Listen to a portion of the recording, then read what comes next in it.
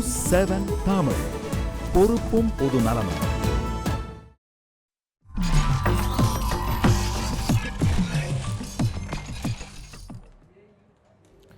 சிறிய இடைவெளிக்கு பிறகு RISTMT கம்பிகள் வழங்கும் கேள்வி நேரம் நிகழ்ச்சிக்கு உங்களை மிகுந்த அன்போடு வரவேற்கின்றேன். உமாசங்கர் IAS மத பிரச்சாரங்களில் ஈடுபடுவது தனிமனித உரிமையா அல்லது அரசியல் சாசன சட்ட மீறலா பேசிக் கொண்டிருக்கின்றோம்.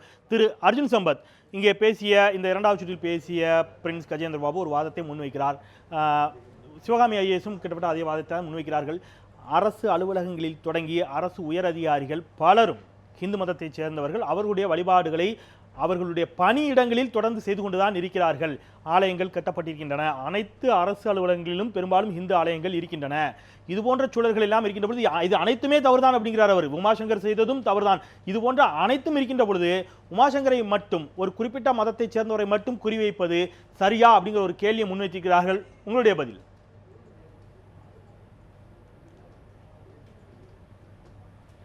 ஐயா, இந்த நாட்டில் கோவில்கள் என்பது தேசிய அடையாளம்.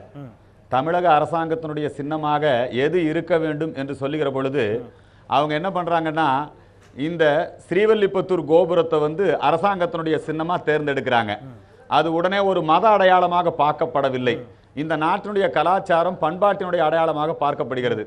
அதே போல நம்ம EMS நம்பூதிரிபாடு உங்களுக்கு தெரியும், அவர் ஒரு மிகப்பெரிய கம்யூனிஸ்ட் கட்சி தலைவர். அவர் ரஷ்யாவுக்கு போன போது அங்க ஒரு பரிசு கொடுக்கிறாரு. ரஷ்யால சந்தித்த கம்யூனிஸ்ட் தலைவருக்கு என்ன பரிசு கொடுத்தாரு தெரியுமா? நம்முடைய இந்த இந்திய நாட்டுடைய கலாச்சாரத்தை பிரதிபலிக்கக்கூடிய ஒரு நடராஜர் சிலையை கொண்டு போய் கொடுத்தாரு. என்ன கம்யூனிஸ்ட் அங்க மத பிரச்சாரம் பண்றதுக்கான நடராஜர் சிலையை கொடுத்தாரு. இந்த கோவில்கள், இந்த சிலை, இந்த தேங்காய் உடைக்கிறது, இந்த திறப்புழா நடத்துறது, இதெல்லாம் நம்முடைய தேசிய அடையாளங்கள். புரியுதுங்களா?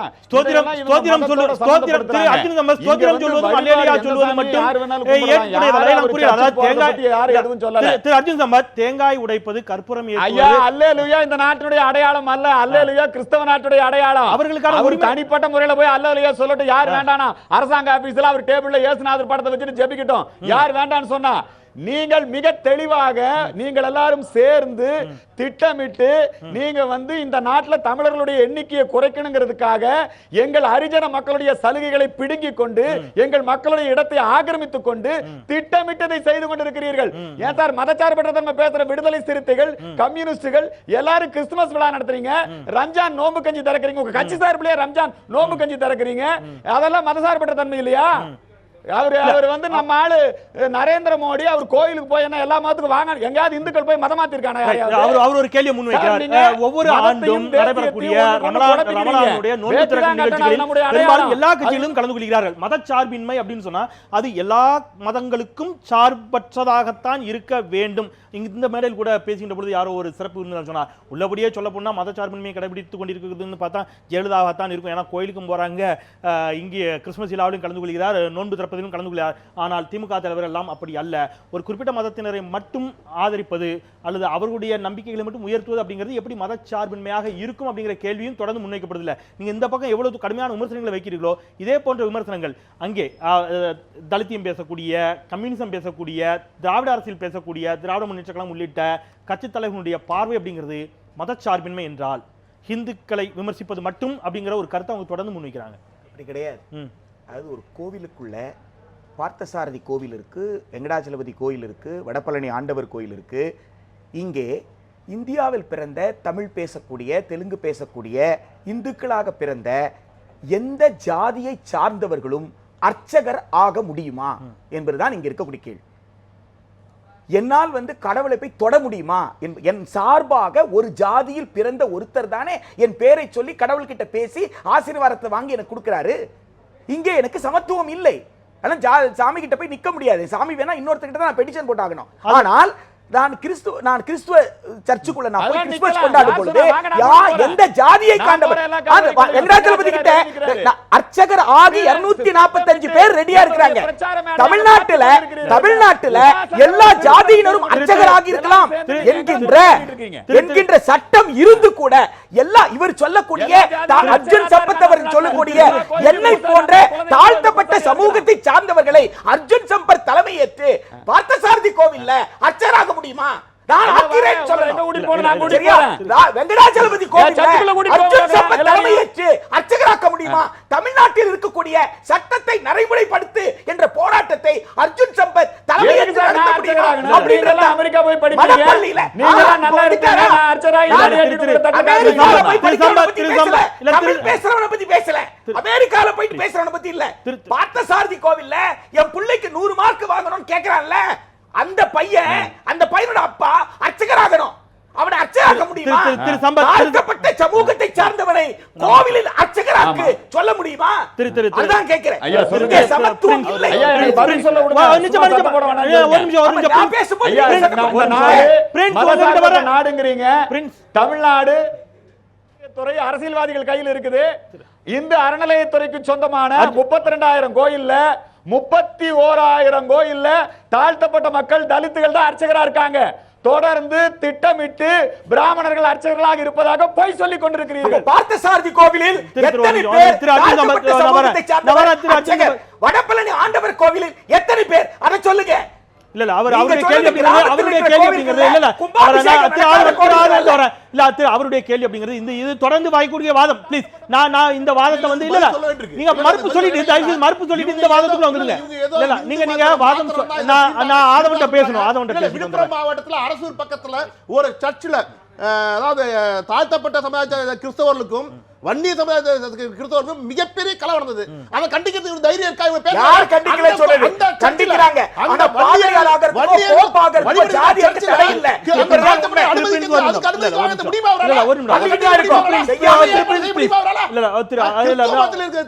ப்ளீஸ் நான் ஒரு நிமிஷம் இல்ல நீங்க தொடர்ந்து பேசுங்க. இல்ல நீங்க தான் பேச போறீங்க.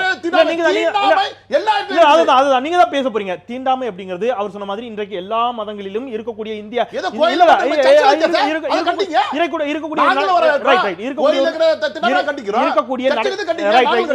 ரெண்டு விஷயம் நான் இது ஏற்கனவே பல விவாதங்கள் தொடர்ந்து இது குறித்து நடைபெற்று தான் கொண்டுதான் இருக்கின்றன.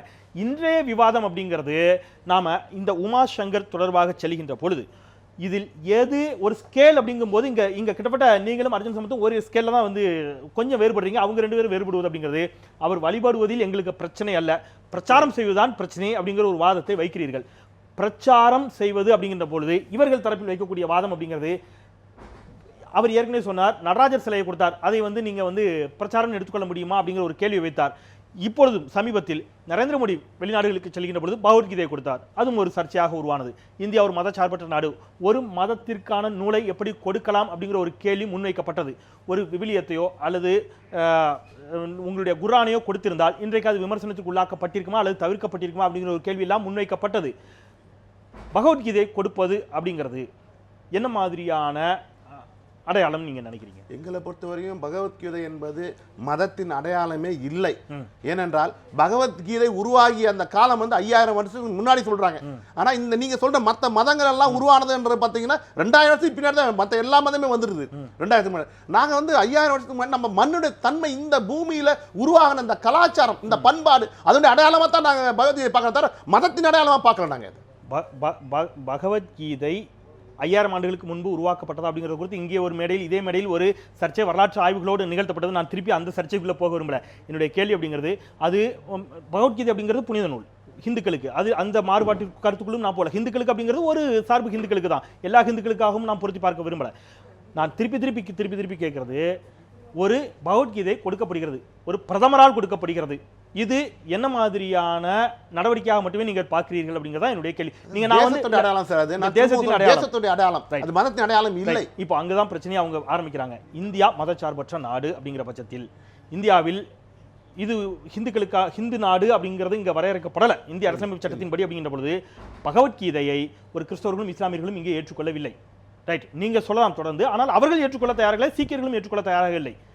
இங்கேயே ஹிந்துக்களிலேயே நான் ஏற்கனவே சொல்லியிருக்கிறேன், அகில திரட்டு இருக்கிறது, ஐயாவளியை வழிபடுபவர்கள். அவர்கள் இந்துக்களிலேயே கூட சிவன் கோயிலுக்கும் பெருமாள் கோயிலுக்கும் போக மறுக்கிறார்கள். ரைட், தேவாரத்தை மட்டுமே வாசிக்கக்கூடிய, சிவனை மட்டுமே வழிபடக்கூடிய தீவிர வீரசைவர்களும் இன்றும் இருக்கத்தான் செய்கிறார்கள். இப்படியெல்லாம் இருக்கின்ற பொழுது ஒரு ஹிந்து மதத்திற்குள்ளேயே கூட பலரும் ஏற்றுக்கொள்ள மறுக்கின்ற ஒரு நிலையில் இருக்கக்கூடிய, நான் அதை திருப்பி விமர்சனத்துக்குள்ளே போல, இதை கொடுப்பது அப்படிங்கின்றது இந்த மத பிரச்சார அப்படிங்கிற அந்த லிஸ்ட்டுக்குள்ள வருமா வராதாங்கிறதா கேள்வி. நிச்சயமா வரா சார். பகவத்கீதை வந்து நம்ம அரசியல் சாசனத்தால் ஏற்றுக்கொள்ளப்பட்டு ஒரு இப்போ இருக்கான்னு தெரியல, முன்னாடிலாம் கோர்ட்ல பாத்தீங்கன்னா சத்திய பிரமாணமே அந்த பகவத்கீதை மேல தான் வாங்குவாங்க. அது மதத்தின் அடையாளம் பார்க்கப்பட்டனா அது ஏன் சார் இந்திய அரசியல் சட்டத்தில் வந்து அது பொதுமறை எப்படி திருக்குறள் வந்து நம்ம பொதுமறையா பார்க்கறோம் அது மாதிரி அது வந்து ஒரு பொதுமறை.